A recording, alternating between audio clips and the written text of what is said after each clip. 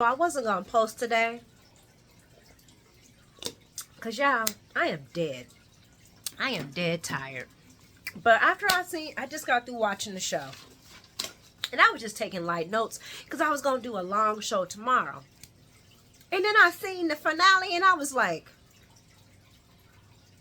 "So hello, it's Thursday, April 4th, 2024, and we got some tea to talk about, peeps. Because I cannot believe what the hell I just got through watching. So I'm going to talk about some good stuff, and then we're going to get to the nitty gritty. Okay?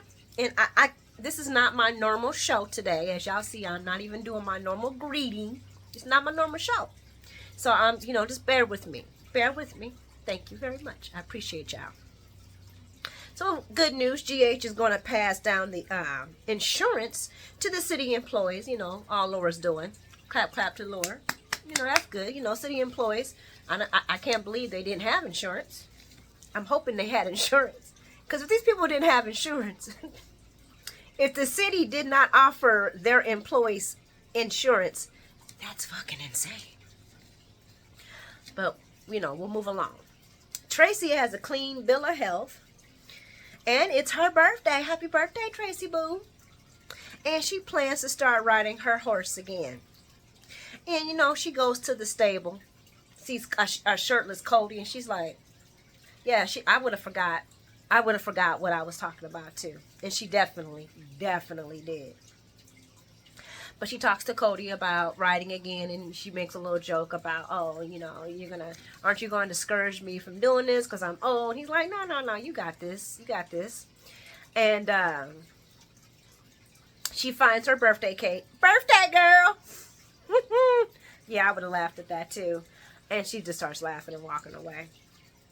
Oh, and Terry's back. Hey, boo. Welcome back. I hope this ain't the only scene we get to see of her. And where's your boo-boo? But anyway, did I say that Tracy was stuttering when she seen Cody? Yeah, I think I said that. Portia, honey, freaks out when she sees Heather is no longer restrained. And who can blame her? After all the craziness Heather done caused her and her family. And y'all know I'm about to get to that. Curtis gets an applause when he walks with his cane into Bobby's. And he actually, does give Trina girl some really good advice as far as moving along. He's telling her, you take your healing like baby steps. Like I had to learn how to walk. This is how you do it, with patience and grace and time and lots more time. You don't rush grief. You heal, And I wrote down broken hearts heal like broken bones. They just mend themselves. And they're not always mending themselves to the strength that they used to, but they do mend themselves. He told her that you will love again, and you will be loved again. And I think every little girl needs to hear that from her father. Too bad Taggart was not allowed to say it. But I guess as a fill-in, he will do.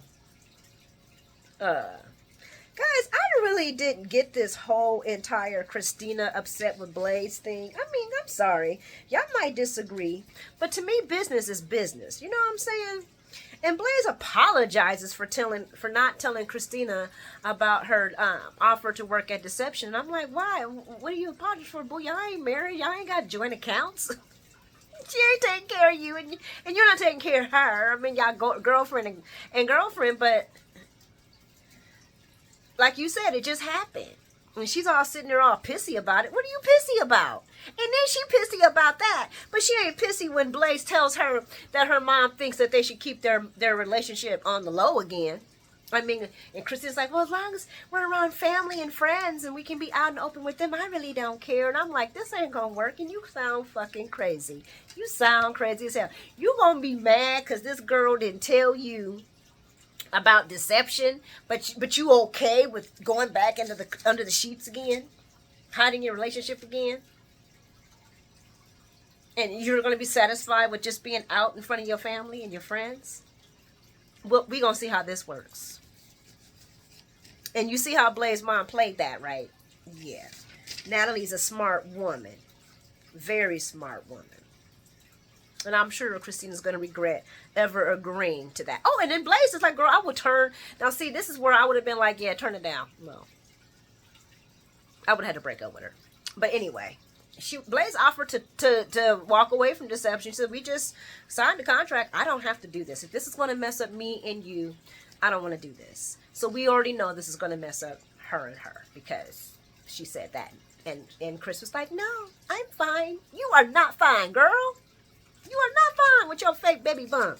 Just behooves me with all of this. Okay, and then we're gonna swim on down to Joss and Joss is not feeling Dex. She ain't feeling his new job. She ain't feeling being a doctor no more. That may change. And then she serves this man burnt grilled cheese, which he happily ate. That's all I gotta say about them. I mean, what? She don't think he's a good idea for a cop. We don't think he's a good idea for a cop. But you know, I digress. I am shooting through this fast because I want to spend all my time on my favorite story.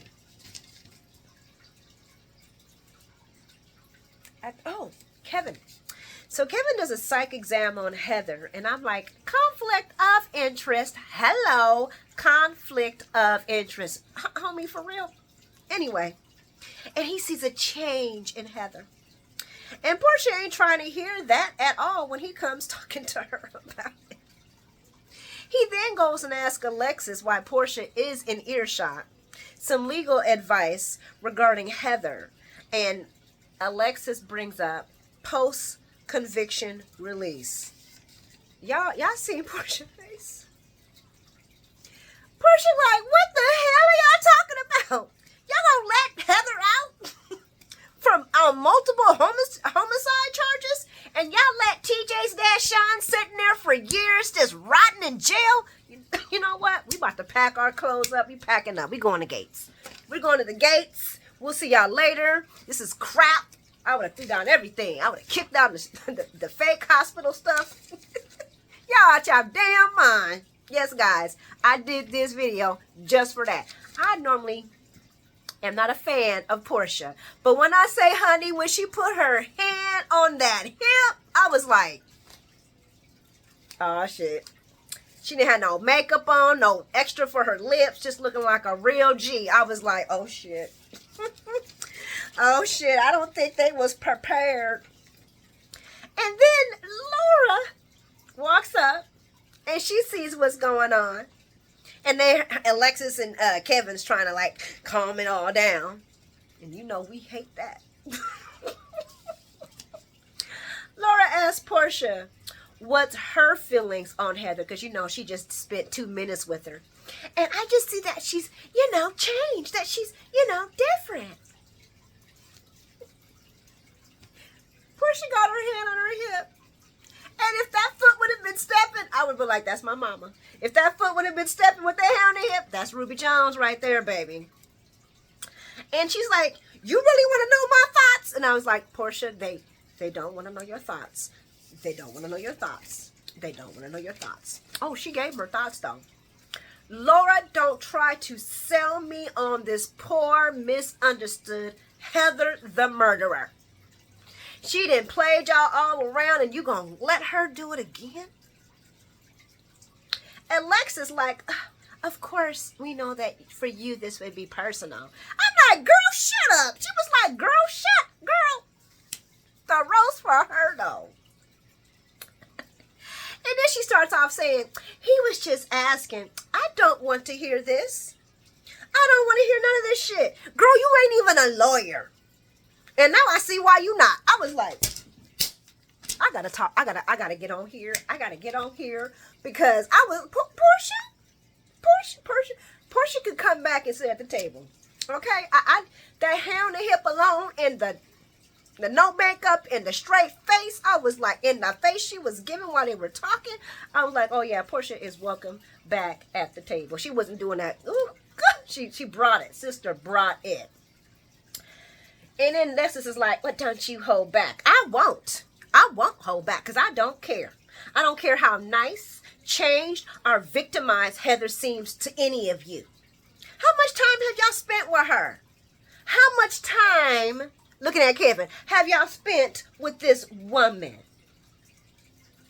A moment here, a moment there. Why don't you try being me? In fact, why don't you just try being one of my staff, having to deal with her crazy ass for 24/7? Why don't y'all step up in these scrubs and deal with this shit?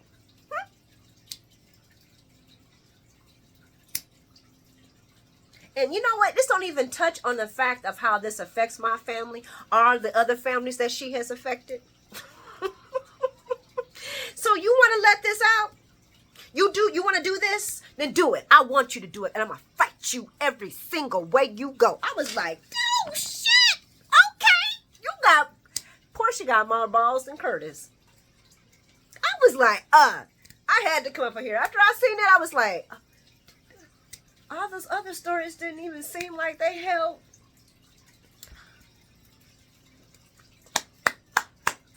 Portia Ashford, this is for you, Portia. This is for you. Girlfriend, this is for you.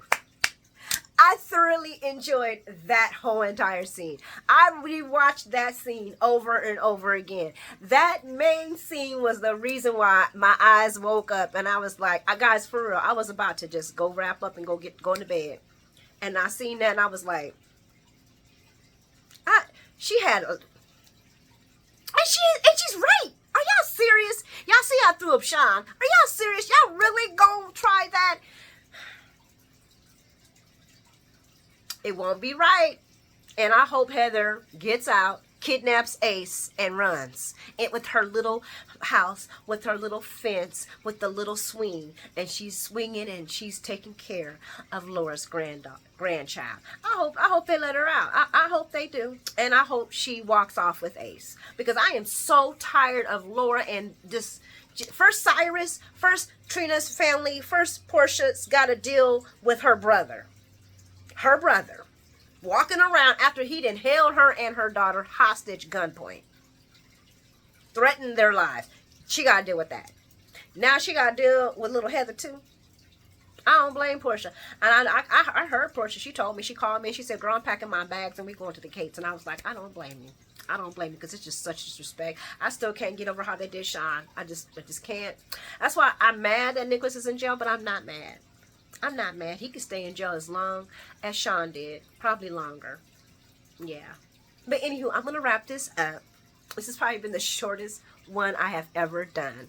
But I just had to come up on here and talk about the madness. I will see you guys tomorrow. You are all truly amazing. And I really, truly appreciate you all. I'm going to bed now. Good night. Mwah.